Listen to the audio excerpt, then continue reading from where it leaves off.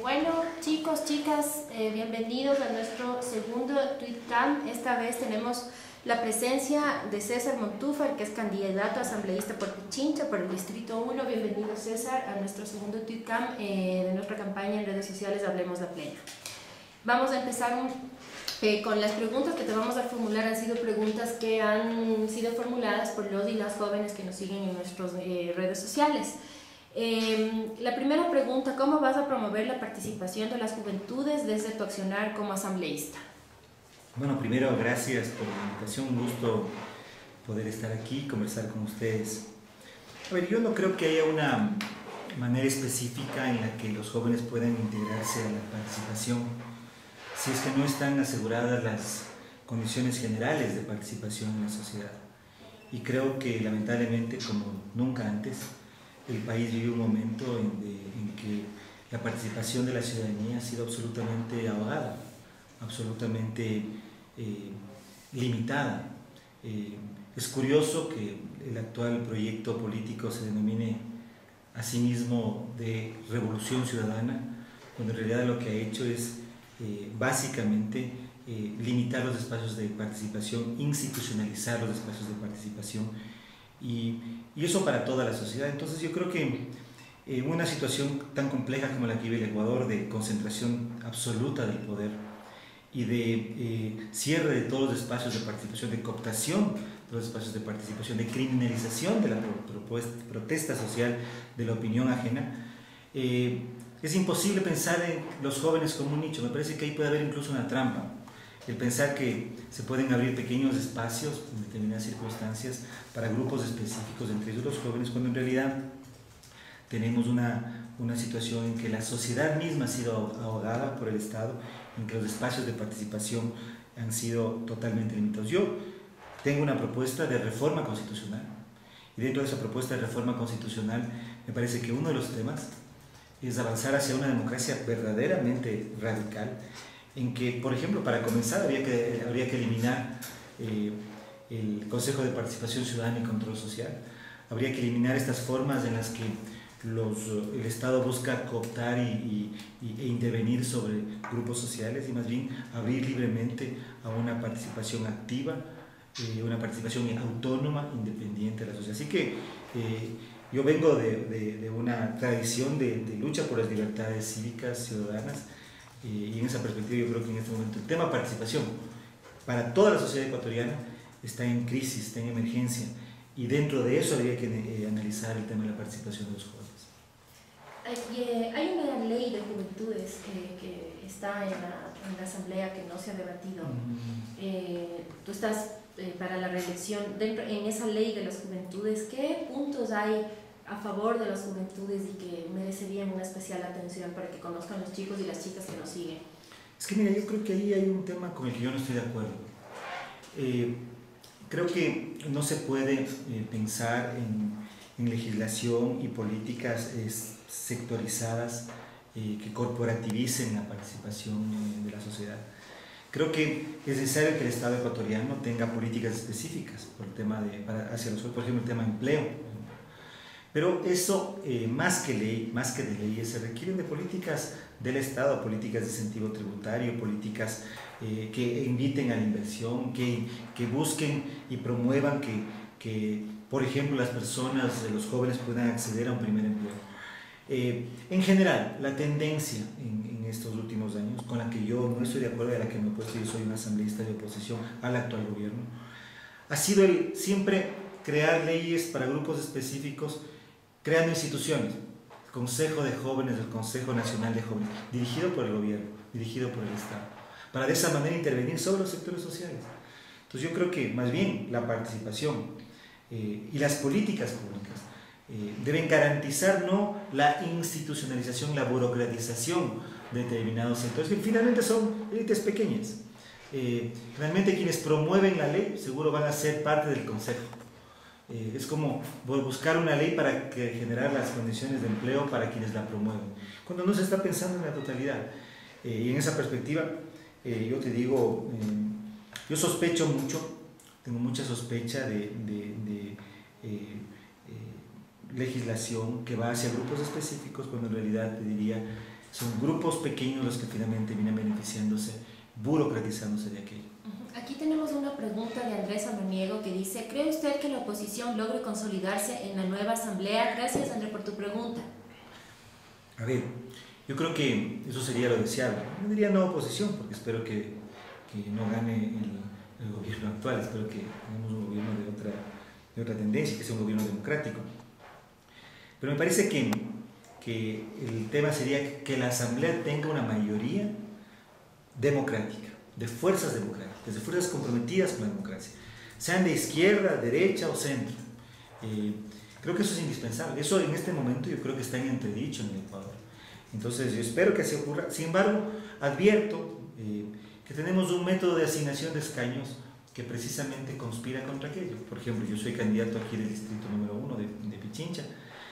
Se eligen 4 asambleístas. La falacia, digamos la mentira, está en hacernos creer a los ciudadanos, hablo de mi distrito, que podemos elegir a 4 asambleístas, que podemos escoger a los mejores asambleístas, a los que más nos gustan, cuando en realidad tenemos un solo voto al que se le ha abierto la posibilidad de fraccionarse. Es decir, que si yo voto por candidato de la lista A, B, C, D, en realidad no le estoy entregando un voto, le estoy entregando el 25% de mi voto.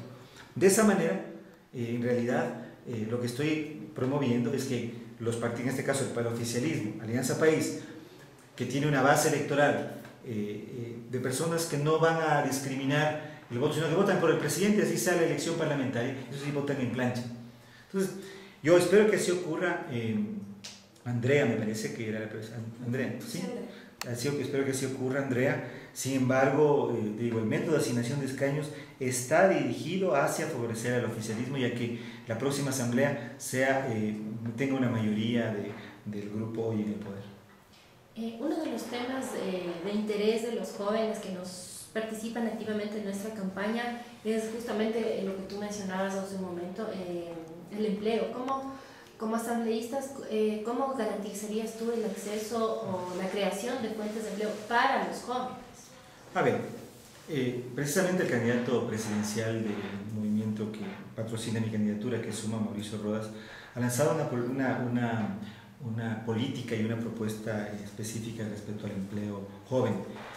Así se llama el programa del empleo joven, el programa del primer empleo, que básicamente lo que busca es establecer incentivos tributarios para las empresas que contraten a personas que están entre los 18 y 30 años, justamente buscando que las empresas puedan deducir de su impuesto a la renta cuando emplean a una persona joven. Pero me parece a mí que el tema de la discriminación en términos laborales no es un problema únicamente de los jóvenes, hay que mirar también a las personas que tienen una edad, incluso ya de mi edad, superior a los 45 años, para quienes nos es muy difícil conseguir un empleo. Yo creo que lo que tenemos que hacer, además de los programas específicos, es crear políticas en realidad para que no exista discriminación por edad, discriminación etaria ante ninguno o contra ningún grupo de la sociedad. Otra de las preguntas que ellos nos han formulado está en torno al tema de la educación superior. ¿Qué propuestas tú harías en la asamblea para que los y las jóvenes puedan acceder con facilidad a una educación superior de calidad? Bueno, a ver, el tema de la educación superior es muy complejo, ¿no? La ley de educación superior que aprobó esta asamblea es la peor ley posible. Nadie discute, nadie puede desconocer los graves problemas, la baja calidad que atraviesa la Universidad de Ecuador. Yo soy profesor universitario ya 17 años. Creo que el problema de la ley es triple. En primer lugar, es cumpliendo el mismo patrón del gobierno, el mismo patrón del Ejecutivo. Esa es una ley que le entrega al presidente la posibilidad de controlar y gobernar el sistema universitario, público y privado. Eso es inconcebible en una sociedad democrática. Una universidad tiene que ser un espacio de libertad, de pensamiento, un espacio universal, no puede estar controlado por un grupo estatal, peor un grupo político dentro del Estado. Tiene que ser el Consejo de Universidades libre, tiene que autorregularse. Yo creo mucho en la autorregulación. No creo que tengamos que tenerle miedo a que las personas, los grupos puedan ver y determinar y autoobligarse a mejores prácticas. En segundo lugar, tiene que desburocratizarse. Los profesores universitarios nos pasamos en este momento llenando formularios, cumpliendo con cuestiones burocráticas. Es como que el ser maestro, tener la vocación de, no digo enseñar, porque ya eso está absolutamente, es anacrónico, aprender en conjunto, porque esa es la labor de maestro, saber aprender, estar siempre en constante aprendizaje, en conjunto, en colectivo. No pasa por llenar formularios ni cumplir procedimientos administrativos absolutamente secundarios. Tercero, quitarse de la mente eso de que se tienen que tener ciertos títulos para poder acceder a ciertos cargos. Mira, yo tengo un PhD en ciencias políticas, pero no, decir que para ser rector de una universidad se necesita tener un PhD, eso es absurdo. O que para ser profesor se necesita tener un PhD. Tengo muchos compañeros de trabajo que no son PhD y son mejores profesores que yo. Tienen mejor vocación pedagógica, mejores capacidades de comunicación. Sí, es un absurdo. Sí, el PhD es alguien que se ha formado para investigar y para aprender y para poder desarrollar el conocimiento, no para gestionar establecimientos administrativos. La gestión académica, la gestión educativa es una disciplina en sí misma. Es un absurdo. Entonces, tienen que darse esas reformas. Ahora, también se tiene que mirar el proceso educativo como un proceso de libertad, no como un proceso punitivo. Piensen lo que ha ocurrido con las universidades cerradas. Sí, hay universidades de pésima calidad, universidades de garaje, universidades que no merecerían tener ese título. Pero, ¿qué se ha logrado cerrándolas? Se ha logrado que la mayoría de esas 40.000 estudiantes que antes estaban vinculados al sistema universitario, así sean malas universidades, ahora no estén estudiando, que no hayan podido reintegrarse al sistema académico, al sistema de estudio, al sistema universitario. Es un absurdo. Lo que debió hacerse, pero es el sentido común solamente, es que esas universidades sean intervenidas, como estaba antes de la ley. Yo creo que ahí no había que cambiar nada, por el propio sistema universitario, que de manera autónoma reforme, mejore la calidad, los parámetros pedagógicos, los programas de estudio de esas universidades. Eso es lo que debió hacerse. Yo creo que el tema de la educación superior es un tema fundamental, pero no puede ser manejado pensando que el gobierno, que el presidente tiene que controlar todo el sistema universitario, que este se controla desde un enfoque punitivo, poniéndoles miles de requisitos a los maestros, a los profesores, a todo el sistema, ni que tampoco se regula sobre la base de cerrar universidades y pensar que las cosas se arreglan prohibiéndolas, quitando en este caso la oportunidad a que miles de jóvenes en este momento ya no tengan educación superior. Tenemos una pregunta de María José Bermeo con respecto al tema que tú estás hablando de la educación superior. Ella pregunta, ¿continuará con los programas de becas universitarias en el CNSI? Los programas de becas universitarias siempre han existido, o sea, esto no es invención del actual gobierno. Mira, yo estudié en el extranjero, yo saqué una beca en una organización internacional. Me parece bien que el Estado beque a los mejores estudiantes ecuatorianos, pero becándolos no se resuelve el problema. Yo creo que está bien, no me parece malo aquello, pero yo diría, esos estudiantes que han sido becados con tantos bombos y platillos, con tantas cadenas nacionales para informar sobre aquello, para ir a las universidades en el extranjero, ¿a dónde van a regresar? ¿Qué es lo que van a hacer después? Yo creo que en realidad ahí no está el problema, de la crisis universitaria que vive el Ecuador, y creo que más bien el gobierno con su política y con su ley lo que ha hecho es agravar un problema, agravar una situación. Hablabas tú también hace un momento sobre el tema de los requisitos para ser profesor universitario. Los chicos también se preguntan con respecto a los requisitos que necesitan tener no solo los candidatos, sino las personas que ocupan o cuya aspiración es ocupar un cargo público y en cuyas manos está tomar decisiones. Entonces, con respecto a eso, ¿qué reformas plantearías tú en la Asamblea para que también se pongan esos requisitos de las personas que quieren ocupar cargos públicos de importancia, como asambleístas, como... Mira, cuando estamos hablando de cargos de elección popular, yo no creo que son necesarios títulos, ¿sí?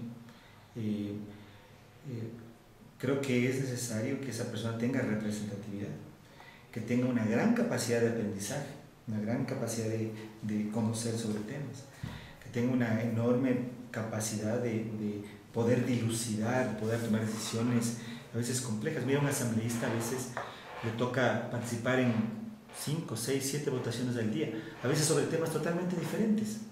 Entonces, ahí tú no puedes tener un especialista en todos los temas. Necesitas tener a alguien que tenga capacidad para aprender rápidamente sobre el tema. Lo que sí creo es que no puede haber un candidato que ha falsificado un título o que ha plagiado una tesis. O sea, eso sí me parece que es inadmisible. Que un candidato no tenga título académico. Mira, los peores presidentes que ha tenido el Ecuador en estos últimos años, Yamil Maguad y Rafael Correa, tienen título de cuarto nivel. Yo también tengo título de cuarto nivel, estoy haciendo propaganda en contra de mí mismo. Entonces, tener título de cuarto nivel no es garantía de que va a ser un gran gobernante.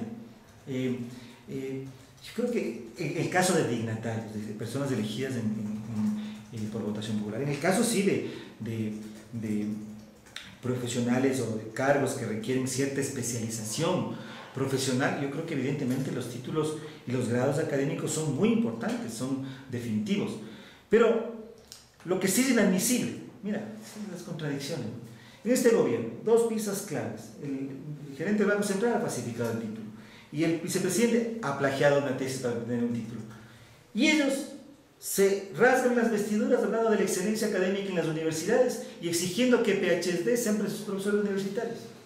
Es un absurdo, ni lo uno ni lo otro. Para ser un profesor universitario se necesita un título académico, pero se necesita sobre todo tener destreza y capacitación docente, pedagógica, ¿sí?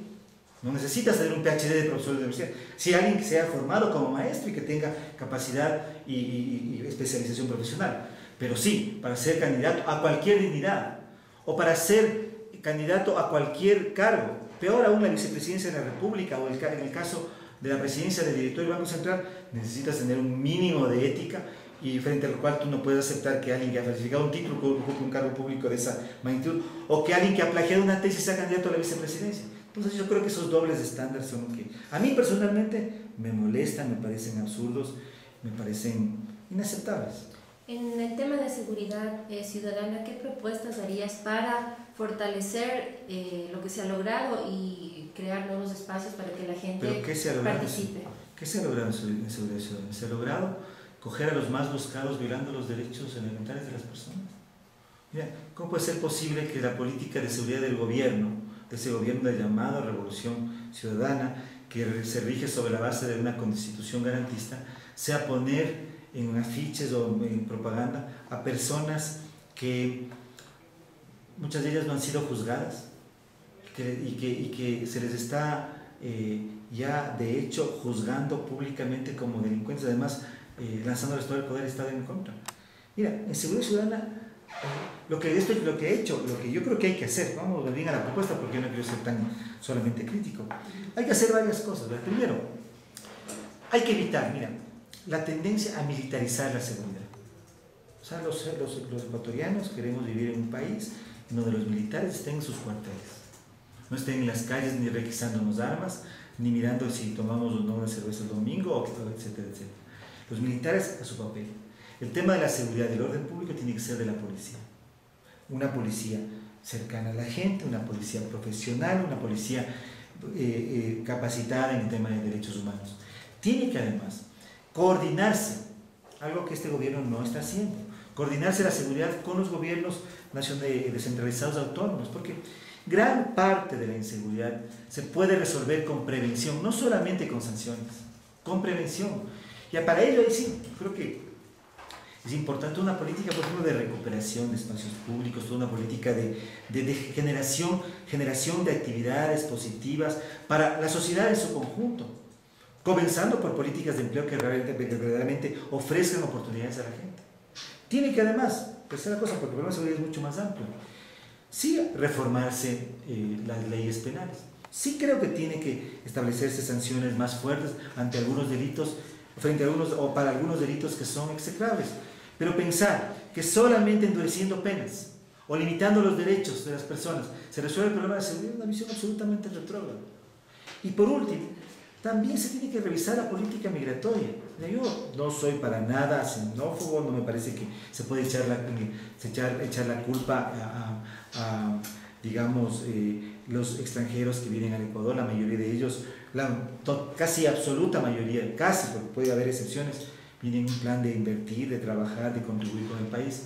Pero sí es necesario que el Ecuador tenga una política migratoria en donde se concedan visas y que al conceder la visa por lo menos se filtre el tipo de personas que vienen aquí. Entonces es una política integral. Tenemos otra pregunta en relación a lo que estás hablando de Dina Moa. Dice, ¿estaría bien dejar en libertad a los más buscados? No, yo lo que creo es que si el... Dani Ruiz. Mira, a mí me parece que esa es una política que viola derechos. Mira, ¿acaso que se resuelve así el problema de la seguridad? Las bandas criminales, cuando se le apresa al cabecilla, siendo que así fuera, lo que hacen es romperse, metamorfosear, cambiar y volver a existir. Pues eso es la experiencia de todos los países del mundo. Yo creo que tiene que apresarse a quien tiene que apresarse siguiendo el debido proceso. Pero no creo que se tenga que la política de Estado sea apresar a las personas sobre la base de una política claramente violatoria de los derechos humanos. Si vivimos en una sociedad de derechos, ¿no es cierto? Vivimos en un país garantista. ¿Cómo así? La única política de seguridad del gobierno es violar los derechos humanos para supuestamente, de manera publicitaria, por aquí hay problemas de comunicación publicitaria, a través de publicidad, decir que estamos haciendo algo porque se ha apresado a 4 o 3 personas. Wendy Almeida pregunta, ¿cómo va a lograr que la policía realmente cumpla con el trabajo comunitario? Bueno, mira, para eso lo primero que los políticos tenemos que hacer, y yo creo que cuando digo políticos, porque yo soy un político activo, es dejar de pensar que rompiendo la institucionalidad existente, en este caso la institucionalidad de la Policía Nacional, es posible lograr un cambio real. Y creo que la reforma de la policía, la profesionalización de la policía, es un proceso que requiere fundamentalmente de una voluntad política que vaya encaminada a lograr que quienes están dentro de la policía, primero, tengan condiciones buenas de trabajo. Segundo, tengan un marco legal, regulatorio claro que determine, que guíe su acción. Tercero, que tengan una política clara de seguridad interna, de protección del orden público. Que no tengan, mira, yo soy un actor que estoy totalmente en contra de la llamada revolución ciudadana. Por ejemplo, por algo, voy a dar un caso de seguridad. ¿Cómo puede ser posible que una de las respuestas de este gobierno, además de lo de los más buscados, sea militarizar la seguridad? Meter a los militares a cumplir funciones de seguridad, como han hecho los gobiernos más reaccionarios de América Latina. Entonces, ¿qué hacer en ese sentido? Tiene que la policía profesionalizar, tiene que ser un esfuerzo interno de la policía.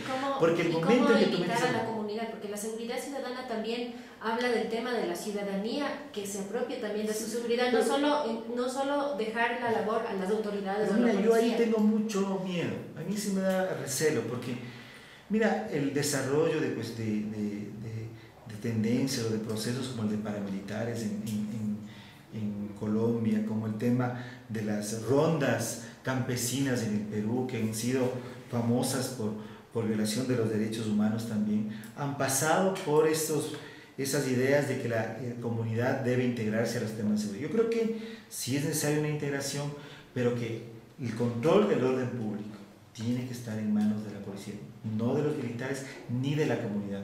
Es muy peligroso meter a la comunidad, porque el gran riesgo puede ser que a través de eso el Estado lo que logre es, por ejemplo, establecer una red de espionaje o de inteligencia desde la ciudadanía para los propios ciudadanos, o de represión para los propios ciudadanos. Aquí hay que tener mucho cuidado. Me parece que los temas de seguridad hay que manejarlos con muchísima delicadeza. No se puede de ninguna manera, me parece a mí, a través de retórica populista, a través de ideas que se venden bien, porque mucha gente dice aquí hay que, por ejemplo, subir las penas, hay que sacar a los militares, mano dura a los delincuentes. Así no se han resuelto los problemas de seguridad en ningún país del mundo, pero eso suena bien, es el discurso que tiene la derecha extrema en toda América Latina y que también tiene este gobierno. Entonces, me parece a mí que hay que manejar con tranquilidad, hay que lograr que se institucionalicen los procesos, las instituciones y que sobre todo rija un marco legal que verdaderamente nos permita resolver estos temas. Andrés Cuadrado nos formulaba hace un momento otra pregunta sobre el tema de la inclusión democrática de personas como gays, lesbianas, grupos minoritarios que no están en desventaja con respecto a esa inclusión. ¿Cómo tú propondrías? Bueno, yo soy una persona que me califico como un radical demócrata. Yo creo que ninguna forma de discriminación y la igualdad de todos los ciudadanos ante la ley es algo que tiene que garantizarse en el país. Creo que hay situaciones que lamentablemente en el Ecuador han incidido en la perspectiva de mantener ese tipo de exclusión, y yo soy absolutamente contrario a aquello. ¿Qué te incentivó a iniciar tu vida política y desde cuándo estás allá? Bueno, yo he sido político toda mi vida, tal vez he sido solo en algunos lapsos, me he retirado de la política, por ejemplo, cuando fui director de una ONG que se llama Participación Ciudadana, 3 años que estuve fuera de la política, el tiempo que estuve estudiando fuera del país igualmente. Pero yo he sido político desde los 14 años, he sido militante político siempre. Yo creo que la política es una vocación, es una enfermedad incurable que a uno le conduce a estar preocupado e intentar incidir en temas de interés público. Sobre el tema de las redes sociales, ya que estamos en una campaña en redes sociales, ¿cómo manejas tú tu campaña en redes sociales y consideras tú que la ciberpolítica influye en los resultados electorales? Bueno, yo manejo muy mal. Sí, debe incidir, ¿no? O sea, hay ejemplos importantes en el mundo de que la política, en el Ecuador también, de cómo la revolución en las tecnologías de comunicación e información logran generar mecanismos de acción colectiva que antes eran imposibles porque hacen mucho más inmediata y rápida la comunicación. Yo lamentablemente soy un político un tanto tradicional, a mí me gusta caminar, yo soy un político de calle, yo me hice político soy político de calle, yo no acepté la vida política porque acepté un ministerio ni porque me metía me subía a ningún bar de la camioneta, detesto ese tipo de repertorios de acción política. Yo hago la política caminando, siempre he hecho la política caminando, me he hecho político en la calle, he caminado 2 veces del Ecuador y de vuelta desde Quito a Guayaquil. Hablando con la gente, conversando,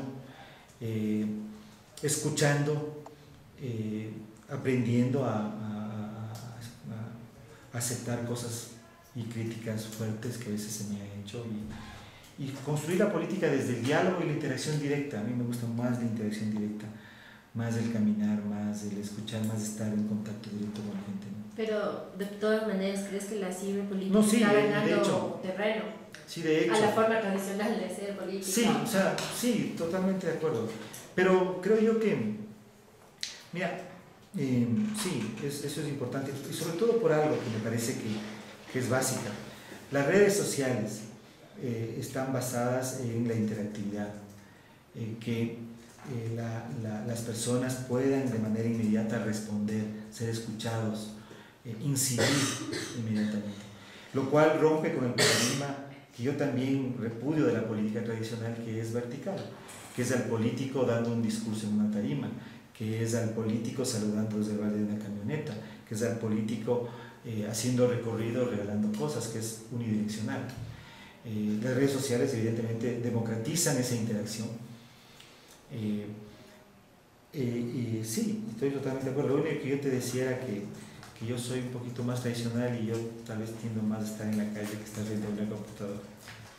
Bueno, para finalizar le vamos a pedir a César que dé un mensaje a los jóvenes y a las jóvenes que nos han seguido en esta segunda TweetCamp de Hablemos de Pleno.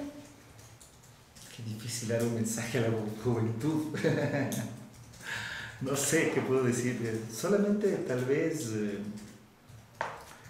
Bueno, yo creo en la democracia, yo creo que es necesario que en estas próximas elecciones podamos derrotar al autoritarismo.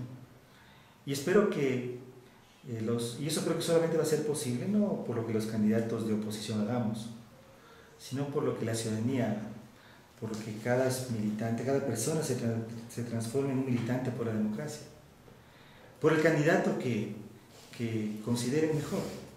Yo no me atrevería a decir voten por mí o voten por mi lista, voten en un espacio como este, que es un espacio más de diálogo, pero sí diría hagan campaña, aunque sea silenciosa, por las ideas que ustedes crean.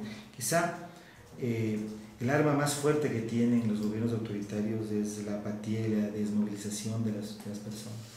de los ciudadanos, de los jóvenes.